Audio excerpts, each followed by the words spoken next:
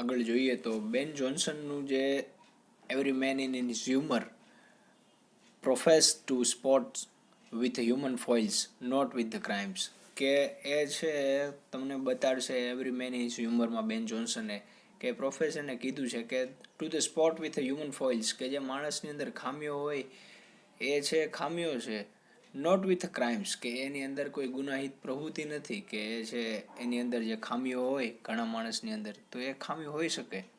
અને according to William Congreve natural folly is not a fit subject for comedy, અને જે ખરેખર જે ખામી ધરાવતા માણસ હોય એ છે કોમેડીની અંદર સબ્જેક્ટ મેટરની અંદર ફિટ ન બેસી શકે. It is to mock at all, અને એ તો એવું કહે છે કે એ તો ખરેખર છે એની હસી ઉડાડી હોય, કે જે માણસની ખરેખર કોઈ ખામી હોય અથવા તો એનું છે મેન્ટલ સ્ટેટ છે બરાબર ન હોય, જે ગાંડા જેમ એક્ટિંગ કરતા હોય તો એનાય તમે કોઈ માણસ હસી ઉડાડે તો એ ખરેખર કોમેડી માટે ફિટ ન કહેવાય, એ તો એમનો છે મજાક ઉડાડ્યો કહેવાય. એટલે છે એને એ સુટેબલ નથી ગણતા William Congreve. This seems to have been followed by Shakespeare also, અને શેક્સપિયર પણ આ જ વસ્તુને છે ફોલો કરે છે. The theory of Jonson seems to be the more advantageous as it has a wider scope, અને એમની જે થિયરી છે એ મોર એડવાન્ટેજિયસ એટલા માટે છે કારણ કે એમની પાસે છે વાઇડર સ્કોપ, બહુ વધારે પડતો વ્યાપ છે જોવા મળે છે, એમની પાસે બહુ વધારે સ્કોપ છે. અને in one respect, Johnson and Congreve both agree that comic situations arise from the fault in character. કે in one respect, અને આપણે એઝ અ રિસ્પેક્ટ તમે વાત કરો તો કોંગ્રીવ અને જોન્સન બંને છે એગ્રી છે શેના માટે, that comic situation arise from, કે કોમિક સિચ્યુએશન છે એ અરાઇઝ કરે છે કે ફ્લો ઇન કેરેક્ટર્સ, જે કેરેક્ટરની અંદર ફોલ્ટ હોય એનાથી છે ઘણી વખત કોમિક સિચ્યુએશન છે એ ઉત્પન્ન થાય છે. But sometimes comic situations may arise from the accident too, અને ઘણી વાર છે કોમિક સિચ્યુએશન છે અચાનક જ છે કોઈ એક્સિડન્ટ કોઈ ઘટના બને એમાંથી પણ ઉત્પન્ન થઈ શકે. In this way the subject matter of comedy may be defined as a curable faults or the maladjustments, અને એટલા જ માટે આપણે કહી શકીએ કે જે ઇન ધીસ વે જે સબ્જેક્ટ મેટર છે કોમેડીનો may be defined as a curable faults, કે જે સુધારા કરી શકાય એવી વસ્તુ, જે ફોલ્ટ હોય એની અંદર તમે સુધારા કરી શકો, અથવા તો કેવું તો કે મેલ એડજસ્ટમેન્ટ, કે જે અવ્યવસ્થા હોય એને પાછી તમે ઠીક કરી શકો. તો બેન જોન્સન અને વિલિયમ કોંગ્રીવ છે આ બંને વ્યક્તિઓ છે જે કોમેડીને એવું કહે છે કે જે પાત્ર હોય એની અંદર નેચરલી ફોલ્ટ હોય અને એને છે મજાક ઉડાડવામાં આવે તો છે એ ખરેખર એની શું હસી ઉડાડી કહેવાય, એ વસ્તુ સુટેબલ ન કહેવાય. પણ ઘણી વખત કોમેડી છે બાય એક્સિડન્ટ છે કોઈ એવી ઘટના દ્વારા પણ ઉત્પન્ન થતી હોય, અને ઘણીવાર એવી સિચ્યુએશન બનતી હોય કે જેનાથી છે રમૂજ છે એ ઉત્પન્ન થતી હોય. તો આગળ જોઈએ તો Yet it is a matter of mistake to condemn any comedy for its subject matter and lack of morality in it. કે yet it is a matter of mistake, કે ખરેખર એક મેટર ઓફ મિસ્ટેક કહેવાય કે તમે કોઈ કોમેડીની છે નિંદા કરો એના સબ્જેક્ટ મેટરના લીધે, અને lack of morality in it, કે જો એની અંદર તમે કોઈ નૈતિકતાની છે કમી અથવા તો ખામી નીકાળો તો એક પ્રકારની એ મિસ્ટેક કહેવાય, નિંદા કરવી કહેવાય. It is not the function of comedy to teach moral, કે કોમેડીનું ખરેખર ફંક્શન છે કોઈ મોરલ વસ્તુ શીખવ, કોઈ નૈતિક વસ્તુ શીખવવાનું નથી. કોમેડીનું ખાલી મતલબ શું છે કે માણસોને એન્ટરટેઇન કરવું. It's aim to satisfy the healthy human desire, the desire to understand the behaviour of main and woman towards one another in the society. કે it's aim is to satisfy the healthy human desire, કે એનો એમ છે શું છે તો કે જે healthy human Dzire હોય, જે સારા એવા માણસના જે ઈચ્છા શક્તિઓ હોય જે હેલ્ધી હોય, એ desire to understand the behaviour of main and womens toward, કે જે માણસ અને સ્ત્રી અને પુરુષ વચ્ચેનો જે સંબંધ છે એનો બિહેવિયર છે એકબીજાને સારી રીતના સમજી શકે, સોસાયટીની અંદર બેટર અન્ડરસ્ટેન્ડિંગ છે એ ક્રિએટ કરી શકે, એ જ એનો ડિઝાયર છે. અને finally we have to discuss the Meredith's concepts of comedy.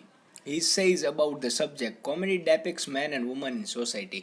કે જે મેરેડિથ છે એમનો કન્સેપ્ટ છે એનો શું છે કોમેડી વિશે, તો એમ કહે છે કે કોમેડી છે શું બતાવે ડેપિક્ટ કરે છે તો કે man in woman in society, કે જે આપણે જે સમાજમાં જીવીએ છીએ, જેવા સમાજમાં રહીએ છીએ એ સમાજને બતાવે છે. અને man and woman in the society, કે સ્ત્રી અને પુરુષને જે સોસાયટી જે સમાજ છે એની અંદર દર્શાવે છે, એની અંદર આપણને બતાવે છે. It means the It means the stress on the urban society and its subject matter and characters.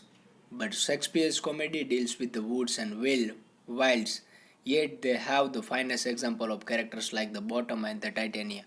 કે ઇટ મીન્સ ઇટ સ્ટ્રેસીસ કે છે ભાર મૂકે છે કે જે શહેરી સોસાયટી હોય એની ઉપર ભાર મૂકે છે, પણ એનો સબ્જેક્ટ મેટર અને કેરેક્ટર છે એ જોવા લાયક હોય છે. પણ શેક્સપિયરની કોમેડીની અંદર તો એવું હોય છે કે એ છે એ જંગલી કોઈ પાત્ર હોય અથવા તો એવા પાત્ર પસંદ કરે કે જે એવું ન હોય કે જે હાઈ ક્લાસ ફેમિલીમાંથી બિલોંગ કરતા હોય. પણ શેક્સપિયર છે એના તમે કેરેક્ટર જોશો, જે બોટમ છે, ટાઇટેનિયા છે, ફોલસ્ટાફ છે, એ કેરેક્ટર છે કેવા છે તો કે ફાઇનેસ્ટ એક્ઝામ્પલ છે કોમેડીની અંદર કેરેક્ટર હોય એવા.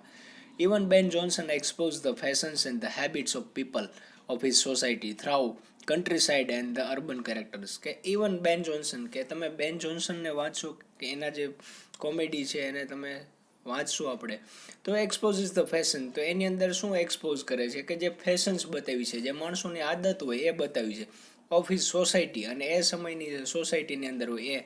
And through the countryside, જે ગ્રામ્ય વિસ્તાર હોય, અને બીજું કે જે શહેરી કેરેક્ટર હોય એ. તો બેન જોન્સન છે એ વધારે પડતું જે માણસોની જે અતિશયોક્તિ જે ફેશનવાળી લાઈફ છે એને છે દર્શાવી છે, અને જે સોસાયટી છે એને દર્શાવી છે. જે ગ્રામ્ય અને જે શહેરી બંને સોસાયટીના કેરેક્ટર છે એ કેવા રોલ પ્લે કરતા હોય છે કોમેડીની અંદર, અને એમાંથી કેવા પ્રકારની કોમેડી છે ઉત્પન્ન થતી હોય, તો એ દર્શાવ્યું છે. તો આગળ જોઈએ હવે. તો લાસ્ટમાં ક્વેશ્ચનને પૂરો કરતાં આપણે જોઈએ કે thus the idea about the subject matter of comedy change from time to time, but one point is clear that comedy should deal with the follies of a man to provide a pleasure.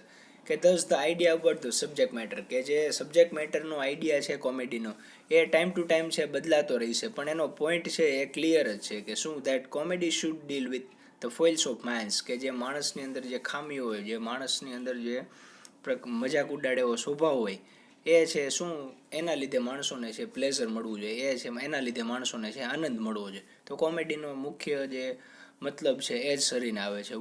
Vote ever it subject matter may be, અને એનો subject matter છે કોઈ પણ હોય, comedy corrects all incongruities and absurdities. કે whatever it subject matter may be, કે એનો subject matter છે કોઈ પણ હોય કોમેડીનો, પણ કોમેડી છે કરેક્ટ કરે શું કરે તો કે જે અસંગતતાઓ હોય અને જે એબ્સર્ડિટીઝ, જે કઢંગાપણું હોય જે માણસની અંદર હોય એ વસ્તુને એ શું કરે કે તો સ્ટેપ બાય સ્ટેપ કરેક્ટ કરતું જાય, કે ધીમે ધીમે ધીમે માણસ પછી એક્શન કરવાનું બંધ કરી દે છે. કે એક વખત છે કોઈ વસ્તુ ભૂલ થઈ જાય અથવા ઇન્સિડન્ટથી કોઈ કોમેડી ઉત્પન્ન થઈ જાય તો કોઈ માણસ છે વારંવાર એ વસ્તુને રિપીટેશન નહીં કરે, એટલે માટે કોમેડી છે એ વસ્તુને કરેક્ટ કરશે. It tries to make society normal, અને એ છે સોસાયટીને શું કરશે, it tries to make society normal, સોસાયટીને નોર્મલ કરવાની ટ્રાય કરશે, બનાવશે. It is also true that the comic dramatist sometimes puts more emphasise on the treatment than the theme. અને ઘણી વખત એવું સાચું કીધું છે કે જે કોમિક ડ્રામેટિસ્ટ હોય એ શું કરે છે, પોતાનો વધારે પડતો એફર્ટ છે, પોતાનો વધારે પડતો ભાર છે એમ્ફેસાઇઝ એની ઉપર, તો એની જે ટ્રીટમેન્ટ, એની જે કોમેડીની જે સાર સંભાળ છે એની ઉપર રાખશે, એની થીમ કરતાં પણ વધારે. પણ ખરેખર મહત્ત્વની છે કોમેડીની થીમ છે, કે એનું થીમ છે, એનો પ્લોટ કન્સ્ટ્રક્શન છે એ સારું હશે તો જ માણસને સારી એવી કોમેડી છે એ મળશે. અને વિલિયમ શેક્સપિયરના જે પ્લે હોય એની અંદર જે કોમિક કેરેક્ટર યુઝ કર્યા હોય, બેન જોન્સનને કેરેક્ટર જે યુઝ કર્યા હોય, તો એ વન ઓફ ધ બેસ્ટ ડ્રામેટિસ્ટ એટલા માટે જ કહેવામાં આવે છે કે એમના જે કેરેક્ટર છે એ અમર કરી દીધા, એમને ઇમોર્ટલ કરી દીધા હોય.